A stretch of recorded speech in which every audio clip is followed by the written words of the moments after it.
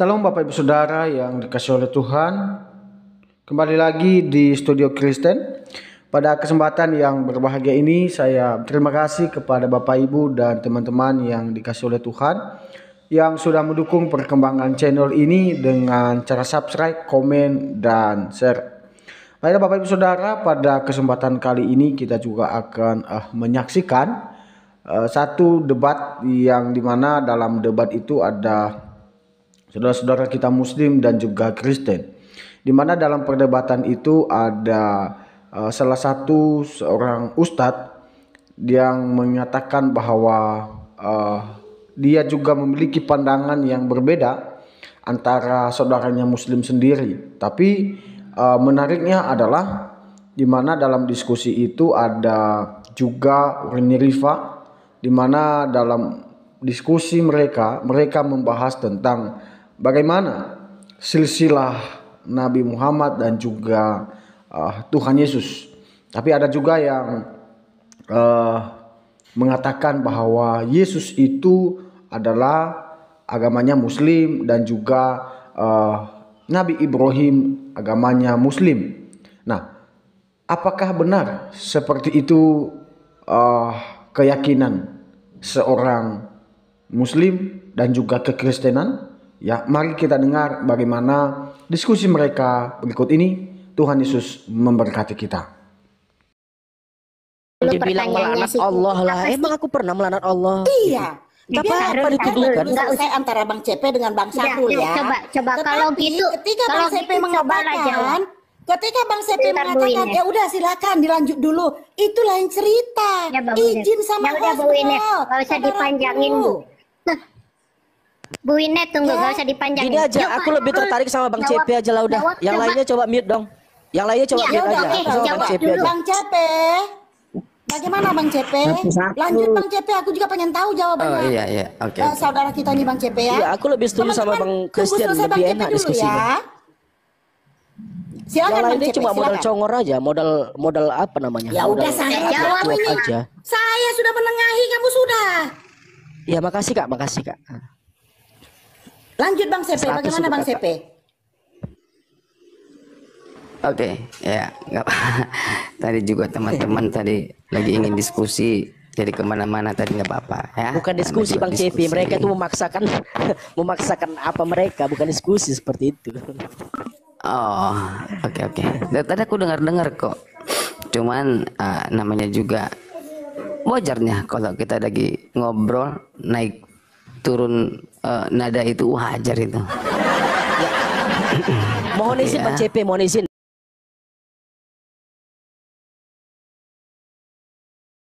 Iya, kena kick aku tadi Bang. Oh. Makanya teman-teman ini kadang-kadang nggak adil gitu ya. Kau jangan ngarang lah Sarul, nggak ada yang kick. Iya. Okay. Barusan aku dinaikkan loh. Tadi kena kick tadi.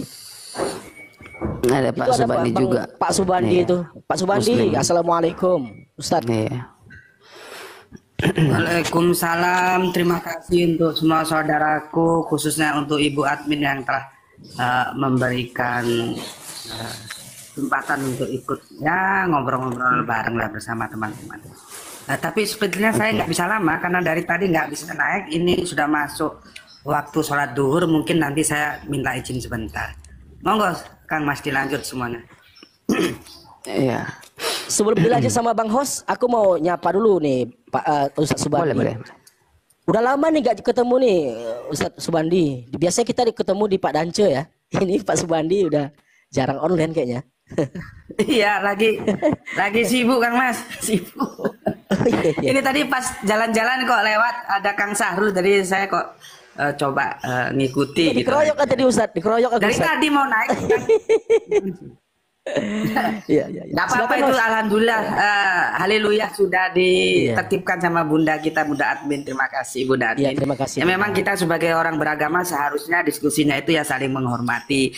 Karena nggak mungkin kita setuju semua, nggak mungkin juga nggak setuju. Jadi harus disiapkan hati untuk sepakat tidak sepakat.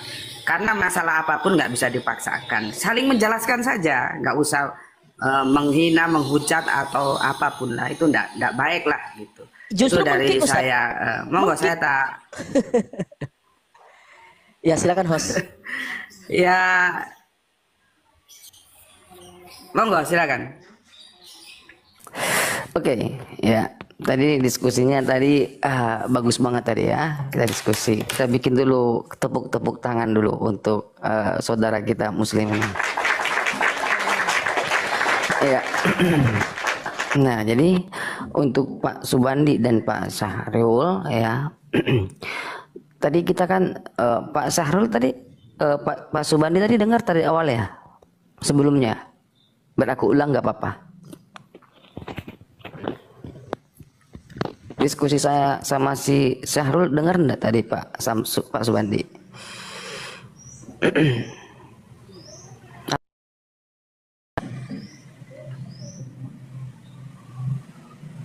Suara saya ada nggak sih? Cek 1 2 3 4 5. Ada suara. Suaranya jelas, host. Mungkin beliau lagi jauh dari Soalnya kan dia tadi izin tadi sebentar. Oke. Iya, lagi pun jaringannya merah itu, host. Oh iya, nggak apa-apa. Oke ya. Nah tadi terpotongin tadi diskusi kita tadi ketika secara ayat tidak ada berbuat baik kepada orang kafir ataupun musyrikin. Nah jadi secara umum tidak ada perintah untuk berbuat baik. Nah coba kita berpikir kebalikannya. Nah, apa itu kebalikannya? Ada ndak ayat di Al-Quran? Perangilah, bunuhlah, hancurkanlah orang-orang kafir atau musyrikin. Ada ndak di Al-Quran, Pak Syahrul? Monggo. Ya. Yang mau jawab Ustadz Subandi atau gimana? Ustadz Subandi? Halo Ustadz. Ustadz Subandi? Oke lah, jawab dengan semampuku Bang ya. Nggak apa-apa. Baik. Kalau Bang Christian menanyakan, Abang mengatakan tidak ada secara umum ayat Al-Quran yang mengatakan berbuat baik kepada orang-orang kafir. Justru malah kebalikannya, untuk berbuat kekerasan terhadap orang kafir itu ada gitu ya. Tadi kan sudah kukatakan Bang dari awal bahwasanya berbuat baik terhadap sesama manusia itu ada Bang, sangat jelas. Tadi sudah kubawakan satu ayat, khairukum anfa'uhum linnas. Itu kalau nggak salah hadis itu Bang. Sebaik-baiknya kamu adalah yang bermanfaat kepada orang lain. Orang lain di sini bukan hanya Islam, tetapi nas. Di sini nas di sini pengertiannya adalah manusia, human kalau bahasa Inggrisnya secara umum. Jadi berbuat baik kepada seluruh manusia. Maka dari awal kukatakan bahwasanya kalau di Al-Quran secara eksplisit ada tidak ayat yang menganjurkan umat Islam agar berbuat baik kepada kafir. Mungkin aku kurang literasi, nanti mungkin dia bisa ditambahkan sama Ustadz Subandi. Lalu tentang kafir, ada nggak ayat yang tertera dalam Al-Quran berbuat kekerasan kepada orang kafir? Nah di sini perlu abang kaji lagi, bagaimana sih pengertian memerangi orang kafir di situ? Di situ kan orang-orang kafir yang memerangi orang Muslim, bukan orang kafir yang tadinya baik-baik dan akur-akur diperangi, bukan seperti itu loh Bang. Karena sepanjang hidup Nabi Muhammad, beliau itu tidak pernah berperang kepada orang-orang kafir yang tidak pernah memerangi beliau. Justru dalam Islam, aturan perang itu ada. Orang tua tidak boleh dibunuh, anak-anak tidak boleh dibunuh, bahkan tanaman sendiri tidak boleh dirusak. Itu dalam aturan dalam Islam. Jadi, kalau abang katakan seperti itu semuanya yang abang katakan itu adalah berdasarkan pemikiran abang sendiri. Tetapi nggak abang baca secara konteks keseluruhan dalam Al-Quran itu sendiri. Bagaimana sih pengertian perangilah orang-orang kafir di situ? Abang baca sampai selesai. Juga asbabun nuzulnya.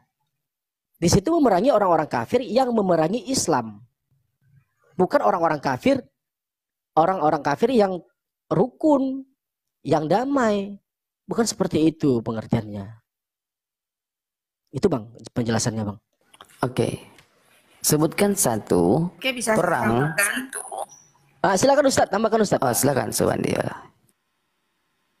Oke, terima kasih saudaraku Kang Mas Christian. Jadi begini Kang Mas, memang itu akan menjadi masalah ketika kita bahasnya tidak satu perikop penuh. di dalam Islam itu ada perang, ya. Di dalam agama-agama terdahulu juga memang ya ada perang juga. Perang dalam Islam itu bersifat dia defensif, bukan ofensif. Jadi ketika dia diperangi baru boleh memerangi. Maka dari itu dalam konsep Islam kafir itu terbagi menjadi dua. Ada kafir harbi, ada kafir jimi. Sedangkan untuk kafir jimi kami tidak boleh mengganggu, tidak boleh mengambil apapun dari mereka. Mereka adalah tetap hidup bisa bersama kami. Maka dalam sebuah hadis siapa yang menyakiti kafir jimi, maka dia menyakitiku. Jadi konsepnya jelas. Sedangkan kafir harbi itu ada orang yang memang menyerang kita, ya namanya orang diserang kan kita harus membela diri dong. Tapi itu pun harus dengan izin Allah. Maka kalau jangan potong ayat itu ya. Kalau Anda langsung masuk di surat 2 ayat 191 itu pemahamannya, karena orang akan terkesan dan bunuhlah mereka di mana kamu temui mereka dan usirlah mereka dari mana mereka telah mengusir kamu, dan fitnah itu lebih kejam daripada pembunuhan, dan janganlah kamu perangi mereka di Masjidil Haram kecuali mereka memerangi kamu di tempat itu. Jadi ada aturan mainnya. Jika mereka memerangi kamu maka perangilah.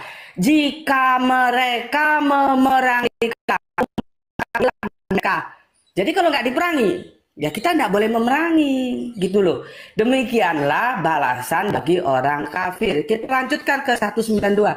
Tetapi jika mereka berhenti, maksudnya berhenti tidak memerangi, ya kita juga disuruh berhenti. Tetapi jika mereka berhenti, maka sungguh Allah Maha Pengampun, Maha Penyayang. Ya sudah, kita maafkan saja. Jadi gitu. Cuman kalau ayat itu dipotong, dikeluarkan dari konteksnya bisa berbahaya. Itu tidak baik karena itu akan menjadi kebencian di antara kita, tidak bisa melahirkan sebuah persaudaraan di antara kita. Kita ini bersaudara. Bisa kita beda iman tapi kita sebangsa dan setanah itu satu saudara kemanusiaan. Itu tujuan dialog akademis seperti itu. Kita saling menjelaskan. Ini boleh lagi dibaca di surat 60 surat Al-Mumtahanah ayat yang ke-8. Allah tidak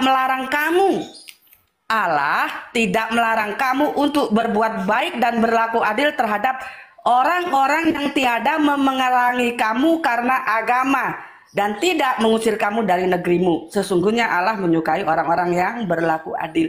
Jadi kami nggak dilarang untuk berbuat baik kepada siapapun. Kami diperintahkan untuk berbuat adil selama mereka tidak mengganggu kami. Sama dengan kita, kalau negara kita diganggu bangsa asing, kita kan harus membela diri. Jadi konteksnya seperti itu. Tetapi sayangnya nggak tahu ya. Semoga bukan karena suatu tujuan tertentu, tapi karena kurang literasi saja. Ayat-ayat perang itu harus dibaca secara holistik, tidak parsial. Kalau parsial memang akhirnya kacau.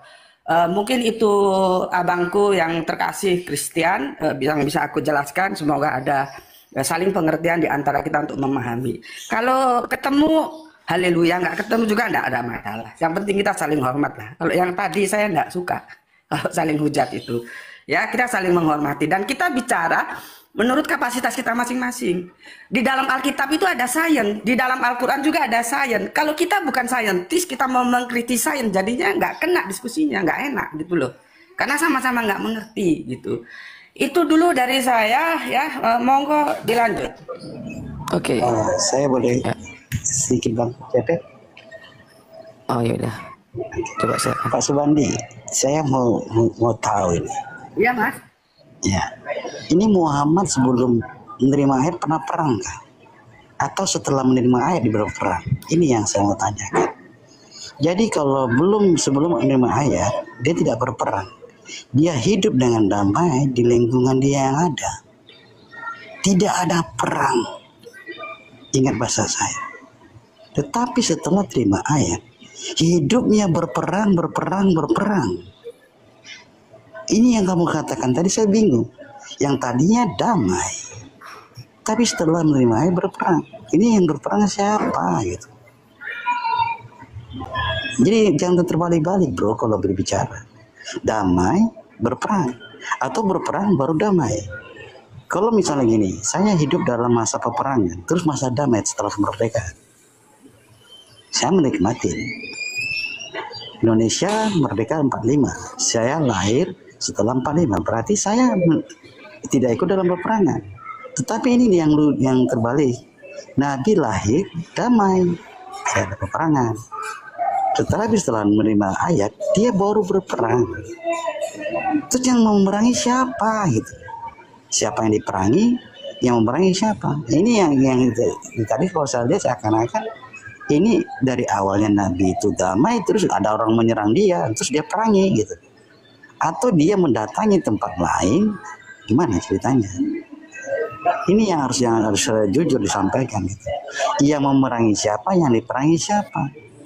Yang baru memerangi yang lama atau yang lama memerangi yang baru? Kan itu cara diskusinya, bro. Jadi jangan dibalik-balik. Kalau yang saya paham, dulu damai sebelum dia mengenal ayat. Bahkan dia menikah di situ dengan orang yang berbeda dengan keyakinan dia. Saya nggak tahu juga keyakinannya apa waktu itu, tidak jelas. Tapi damai. Terjadilah kata perangilah itu adalah di ayat itu. Apakah sebelum dia mengalami kenabian, dia tidak mengenal ayat sehingga tidak memerangi, kan gitu. Ngerti bro maksud saya, bro? Sebelum dia menerima ayat, dia tidak mengenal kata perangi, kan tidak ada perang yang dilakukan dia. Tapi setelah mengenal ayat, dia perangi gitu. Nah itu yang harus kamu terangkan, silakan. Oke, terima kasih Kang Mas Story atas pertanyaannya yang bagus ya. Tadi kan saya sudah jelaskan, tapi mungkin karena sinyal kurang bagus atau bagaimana ya. Perang itu harus ada izinnya. Ketika Allah tidak izinkan, ya kita tidak boleh perang lewat Kanjeng Nabi. Maka dari situ kan kita bisa tahu kapan perang itu dimulai, ketika sudah mendapat wahyu yang sampean bilang, iya benar. Ya benar. Karena kan perang itu harus atas izin. Kalau nggak diizinkan kita nggak boleh berperang. Dan aku sudah jelaskan peperangan dalam Islam itu adalah peperangan yang defensif bukan ofensif gitu. Jadi Kang Mas juga saya minta jangan memframing. Kalau tanya saja saya jelaskan. Anda tidak punya hak memframing saya. Bicara akademis itu begitu. Bicara bahasa kampus itu begitu. Ya, tolong jangan framing saya. Saya bukan anak kemarin sore. Saya akan jelaskan selama Anda minta penjelasan. Karena kehadiranku pun itu sesuai dengan 1 Petrus. Apabila ada orang minta pertanggungjawabmu terhadap tentang Yesus, berikanlah dengan lemah lembut. Jadi saya menghormati Yesus. Saya biasa mengucapkan haleluya walaupun ada protes. Saya biasa mengucapkan salam aleichem. Gitu loh. Jadi saya jelaskan sekarang supaya Anda tahu. Tapi tolong jangan framing ya. Kalau framing saya tendang Anda. Gitu loh. Saya jelaskan, dengarkan semua. Islam perdana itu ada di Mekah, belum Madinah. Ya, Islam perdana. Kenapa sebelum Islam itu tidak ada perang? Siapa bilang? Jadi jangan memandang, kita kan harus masuk ke dalam konteks antropologis Arab. Arab itu bukan one color. Mereka terdiri dari klan-klan yang bani-bani. Di antara mereka juga saling berperang, merebut dominasi tertentu, karena begitulah karakter kehidupan di padang pasir. Jadi sudah ada perang, cuman perangnya sesama mereka, sesama Arab-Arab pagan. Islam belum didakwakan. Nah, makanya tidak ada perang-perang sebelum didakwakan Islam, belum ada perang yang konteksnya dengan Islam. Setelah Islam didakwakan, jadi Islam mula-mula itu ada di Makkah. Berhadapan dengan siapa? Dengan kafir pagan. Jadi kalau Anda tanya, perangnya dengan siapa? Dengan kafir pagan. Kenapa ada perang? Ya karena Islam didakwakan, kafir pagan menyerang kami. Gitu loh. Ya kalau sebelumnya itu damai, enggak juga. Tapi perangnya bukan antara kafir pagan dengan Islam. Ini konteks yang harus dipahami. Maka kita harus masuk dalam konteks budaya bangsa Arab saat itu. Salah kalau kita mengatakan bahwa bangsa Arab itu one color. Mereka multi, banyak suku-suku, saling berebut dominasi. Maka dikatakan di surat 3, surat Ali Imran mengatakan, dahulu kalian sudah ada di tepi jurang neraka, tetapi dengan tali Allah lah kalian dipersatukan. Jadi Dinullah itu mulai milata Abraham, Yahudi, Nasrani, dan Islam. Semangatnya mempersatukan dalam aturan main yang disebut Dinullah atau agama Allah. Masuklah dalam era ya Bapak Ibrahim atau Abraham itu disebut milah, masuk ke dalam bapak Moses disebut Yahudi, masuk di dalam baginda Yesus disebut Nasrani, masuk di dalam Islam disebut dia masuk di dalam era Kanjeng Nabi Muhammad ya disebut dia Islam. Ini semua satu garis lurus. Kemudian kita yang memisah-misahkan. Makanya kami sebagai Islam menghormati semuanya. Begitu ceritanya. Jadi makanya sekali lagi gue bilang, lihat struktur ya ceritanya itu secara holistik bukan parsial. Dan sekali lagi ya siapapun kalau nggak aku turun percuma, aku anggap rombengan kalau nggak akademis. Akademis itu kalau mau tanya saja dengan baik, dengan hormat pasti akan dijelaskan. Kalau nggak bisa aku mohon maaf minta waktu karena tidak semua aku ketahui.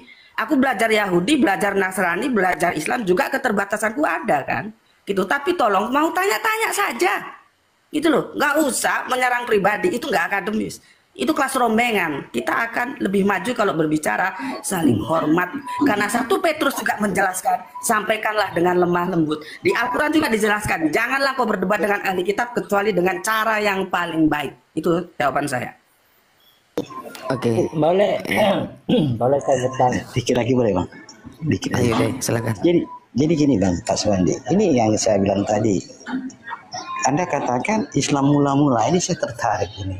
Seakan-akan saya menemukan garis Islam yang pada dasarnya saya kenal di awal pertemanan saya dengan teman-teman Muslim. Sekarang orang mengatakan Adam itu Islam, Musa itu Islam. Sebentar Pak, sorry, maaf bisa di-mute ya. Saya nggak begitu dengar. Bisa di-mute tolong Bu Admin. Ya, jadi dengar. Jadi teman-teman yang saya dengar tadi dari Pak Suwandi mengatakan Islam mula-mula. Sebentar Pak Story, Pak Story sebentar Pak Story. Bunda Admin bisa di-mute. Saya nggak dengar remeng-remeng suaranya.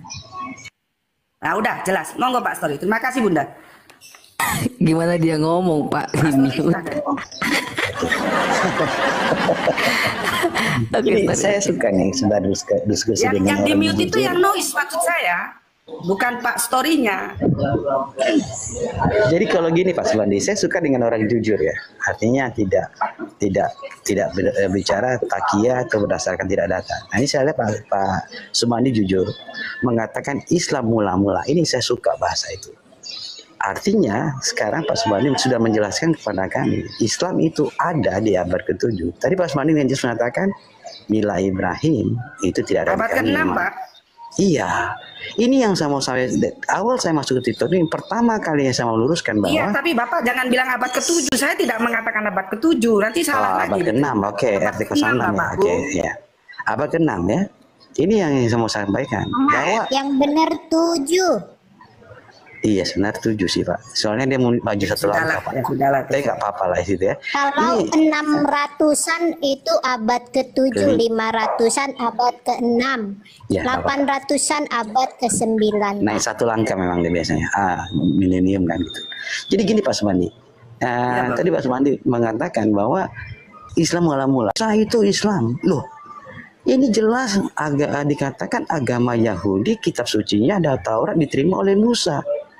Terus Musa agama apa? Islam. Loh, saya kaget lagi.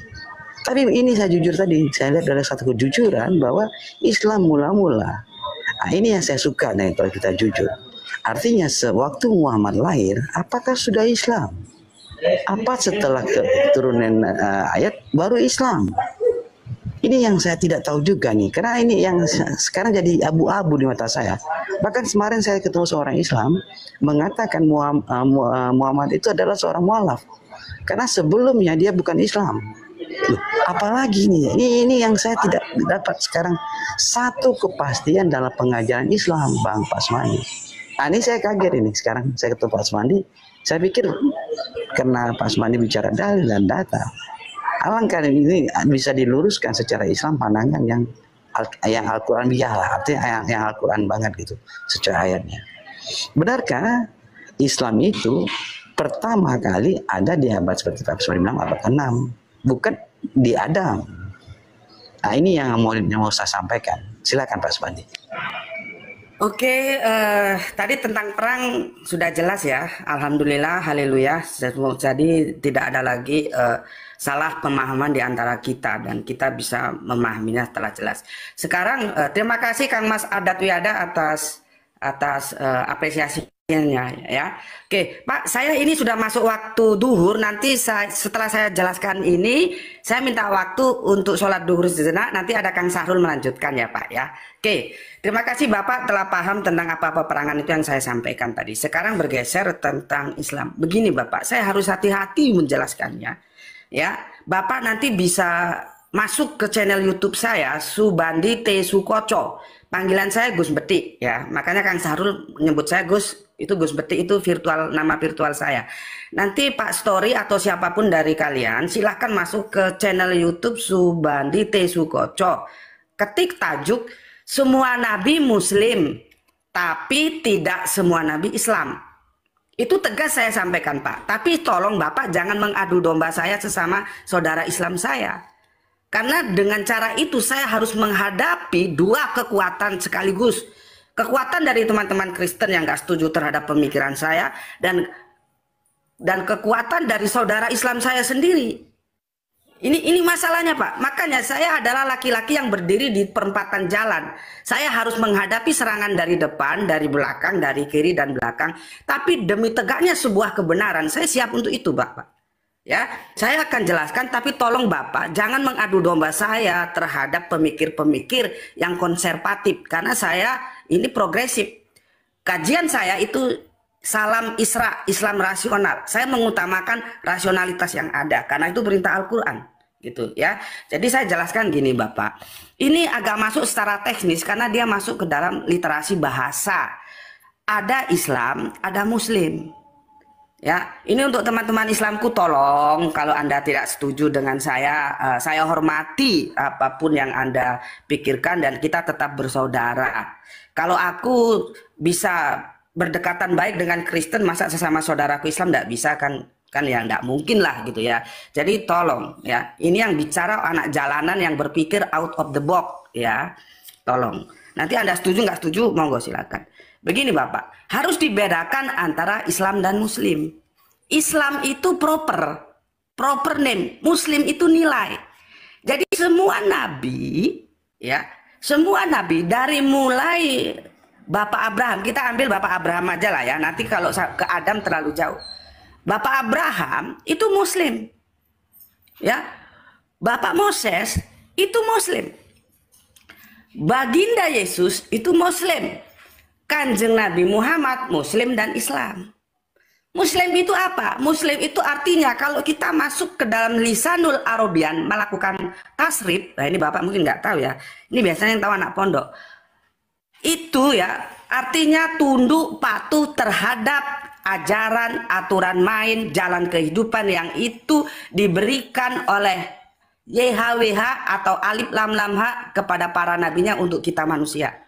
Tinggal kita manusia hidup di era kapan? Kalau kita hidup di era Kanjeng Nabi Ibrahim atau Bapak Abraham, maka supaya kita selamat kita menjadi milah, ikut milah. Kalau kita hidup di zaman Kanjeng Nabi Musa, kita harus menjadi Yahudi. Ketika kita hidup di zaman Baginda Kanjeng Nabi Isa atau Yesus, maka kita harus jadi Nasrani. Masalahnya sekarang era kenabian itu telah mengalami abrogasi di nabi yang terakhir, maka disebut dalam Al-Quran kataman nabi. Di Nabi Muhammad ini yang terakhir, maka kita harus menjadi Islam. Nah, Islam dan Muslim itu menunjukkan terkaitan antara nilai dan nama. Nama Islam itu baru dikenal pada abad ke-6 atau tadi nggak setuju abad ke-7, monggo lah silahkan. Karena yang namanya penanggalan itu juga debatable. Makanya kapan Yesus lahir itu juga debatable. Sampai Pak siapa kita yang ada di Katolik sana ya, Pak Paus juga itu membantah lagi. Itu nggak masalah lah ya. Saya ikut aja demi tersampainya apa yang mau saya sampaikan. Kalau abad ke-7 monggo abad 7.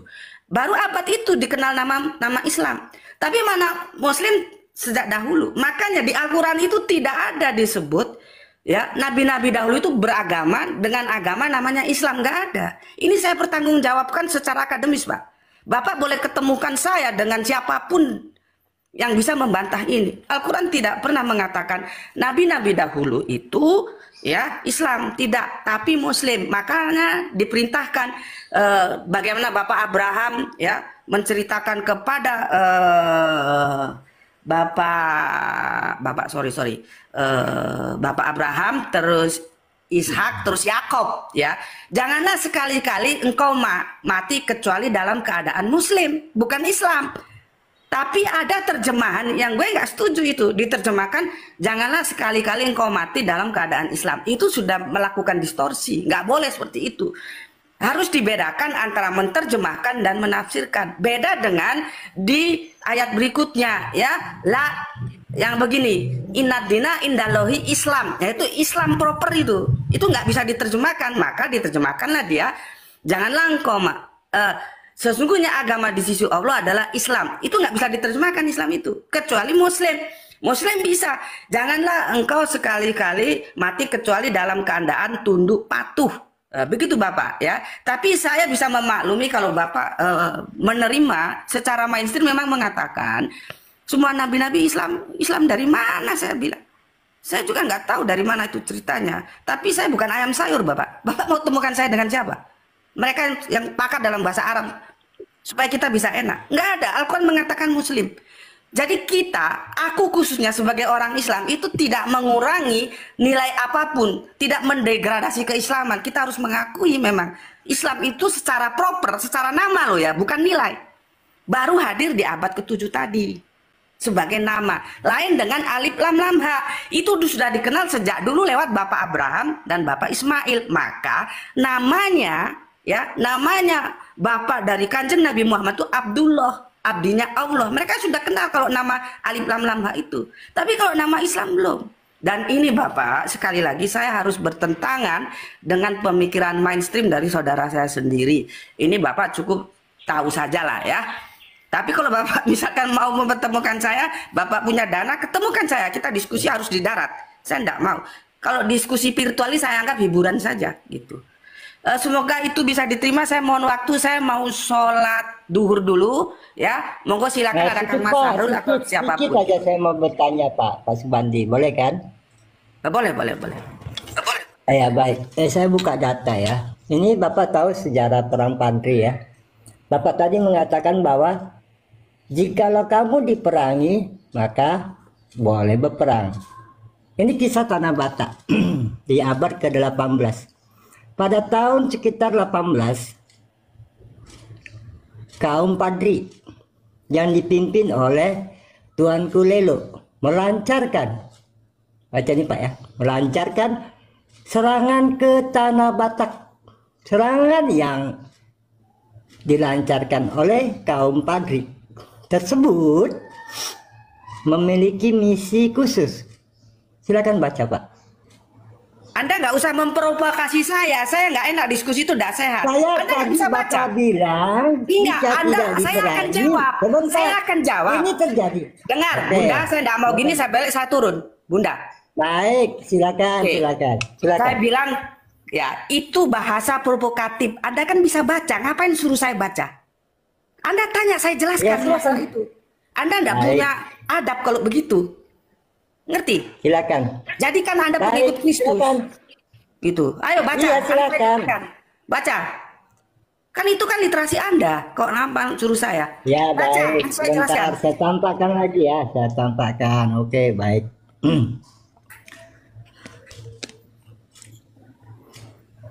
Sekitar tahun 1818, kaum Padri yang dipimpin oleh Tuanku Leo melancarkan serangan ke Tanah Batak. Serangan yang dilancarkan oleh Tuanku Padri tersebut memiliki misi khusus, yaitu misi Islamisasi. Apakah orang Batak pernah melakukan serangan lebih terdahulu? Tidak pernah. Namun yang Bapak katakan tadi, jika kamu diperangi maka perangilah mereka. Sekarang saya tanya, Bapak pernah sejarah perang Padri? Silakan. Oke, terima kasih Bapak. Tolong jangan ditutup Bapak. Saya ingin tahu data dari mana itu, Bapak. Oke, baik, saya akan tunjukkan. Ini bisa Bapak baca sebentar. Bapak Kanjeng Nabi, tolong. Ini perhatikan, ini harian.com, banyak Kompas.com. Ini saya ambil harian.com. Iya. Ya, Oke. banyak di Kompas.com pun ada peristiwa ini Pak. Ini orang-orangnya, ada gambarnya. Saya singkat saja tadi. Ya, ya, bagus, bagus. Oke. Oke. Bisa saya Silakan, jelaskan nggak, Pak? Ya silakan. Oke, begini ya. Jadi saya telat sholat duhur berjamaah ini. Tapi nggak apa-apa lah. Gini Bapak ya. Tadi saya berbicara berdasarkan apa yang tertulis dalam teks-teks Qur'ani. Kita harus membedakan antara orang beragama itu dengan aturan agama itu sendiri. Sekarang kalau ada seperti Kristen ya sudah melarang katakanlah membunuh. Lalu dia membunuh. Berarti kan dia melanggar aturan Kristen itu sendiri. Nah, yang ditulis itu tadi dalam sejarah, meskipun kita tidak perlu mengkritisi ya, seharusnya dikritisi bahwa, makanya saya tanya sumbernya, sejarah itu tergantung oleh siapa dan untuk siapa dia ditulis. Tapi oke lah, kita anggap saja cerita itu benar. Maka saya katakan, apakah itu bersesuaian dengan Al-Quran atau benar, tidak? Pak.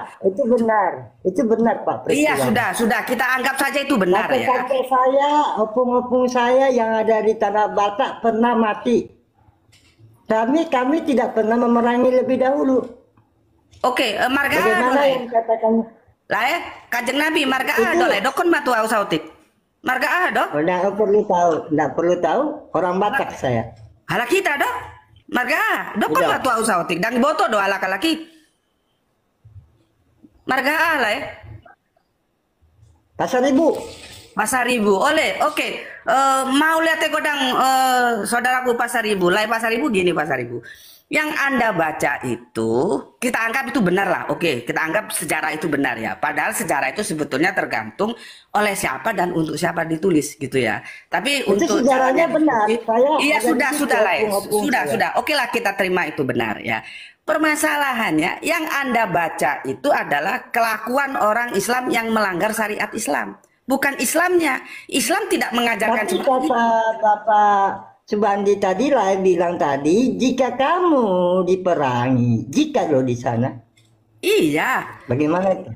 Mungkin ada bisa. Ternyata mereka nah sekarang saya tanya, apakah kami umat Kristiani di Indonesia ini pernah mengalami memerangi Bapak? Sebentar Bapak, tidak pernah Bapak. Saya bilang begini, saya tadi menjelaskan aturan main perang dalam Peristiwa Islam. genosida, kalau Bapak Aduh baca nanti Bapak, bisa sejarah, gantian enggak Bapak? ada perang genosida. Bapak bisa Bagaimana gantian dengan enggak? yang Saya sudah mengorbankan dan- waktu saya untuk sholat jamaah. Bapak kan tanya, dengarkan penjelasan saya. Jangan saya ngomong, Bapak Silakan. ngomong. Gitu loh. Nanti kalau Bapak tidak terima enggak apa-apa. Tapi dengarkan penjelasan saya. Ya, saya mulai. Gini Bapak. Nah, untuk Lai Pasar Ibu, songoni dolae. Ate, ya. Yang saya jelaskan tadi itu syariat Islam tentang peperangan. Sedangkan yang sejarah Bapak sampaikan itu, yang Lai Pasar Ibu sampaikan itu kelakuan orang Islam. Dia orang Islam tapi melanggar syariat Islam. Dan saya tidak setuju dengan cara seperti itu. Karena dia melanggar aturan main dalam Al-Quran. La ikro'a fiddin. Tidak boleh ada paksaan dalam berislam. Kita hanya menyampaikan Islam. Orang mau nggak apa-apa, kita tetap saudara. Bisa saudara sebangsa setanah air, bisa saudara sama manusia. Maka kalau dia hidup di depanku, aku katakan itu biar dia salah. Itu jawaban saya. Maka kita harus canggih membedakan mana yang ajaran agama, mana kelakuan orang beragama. Belum tentu orang beragama A kelakuan hidupnya sesuai dengan agamanya. Belum tentu Pak. Itu jawaban saya. Saya nggak tahu apakah kalian bisa menangkap penjelasan saya. Dan saya mohon Jadi waktu. belakangan ini Pak juga terjadi laiku Subandi, di mana kami beribadah di rumah-rumah dilarang. Baru terjadi di Tangerang. Bagaimana dengan hal yang Bapak bilang tadi, jika kamu diperangi? Padahal kami tidak memerangi. Coba bagaimana Pak Subandi? Haleluya Bapakku, nanti bisa lihat di channel gue ada Subandi T. Sukoso, cuman tajuknya gue lupa, nanti gue ingetin ya. Kalau di channelnya Ayah Sophia juga ada, kemudian saya diundang. Itu sudah saya jelaskan Pak. Pada prinsipnya orang Islam tidak boleh mengganggu. Tidak boleh mengganggu. Jadi kenapa dilakukan Sebentar Pak? Bapak, saya Pak belum Subandi, selesai. Sekarang begini Pak Subandi. Saya Baru-baru belum ini selesai kejadian Bapak. Bapak ini Anda potong-potong. Yang dengar ini orang baru-baru banyak. kejadian Salah Bang. saya ngomong nanti salah pemahaman orang. Bapak bisa nggak sabar? Atau gini lah, Bapak ngomong dulu saya tinggal sholat gimana? Saya ini sudah Ya, mengorbankan silakan, waktu silakan, Bapak, silakan, tapi Bapak silakan. tidak menghormati saya ngomong, gitu loh.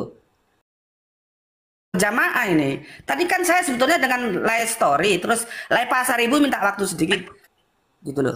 Kalau Bapak sudah saya kasih waktu lah, tolong dengarkan saya ngomong. Nanti lah nggak setuju nggak ada masalah, itu urusan live, gitu loh. Bisa nggak diterima? Kalau nggak, saya mending saya ingin diskusi yang Silakan, enak. silakan. Sekali lagi Pak, soal di Tangerang kemarin, saya pun tidak setuju. Itu bisa Anda lihat di channel saya atau Graito, tolong sebentar. Graito, CP, aku bikin moderator dong, CP. tolong carikan channel Bapak kemarin yang jelaskan di Tangerang. Nanti Bapak ya, ini dicarikan oleh anakku ya. Ya, yang di Tangerang kemarin. Nanti Pak Lai Pasar Ibu bisa lihat. Saya orang Islam tidak setuju dengan cara itu.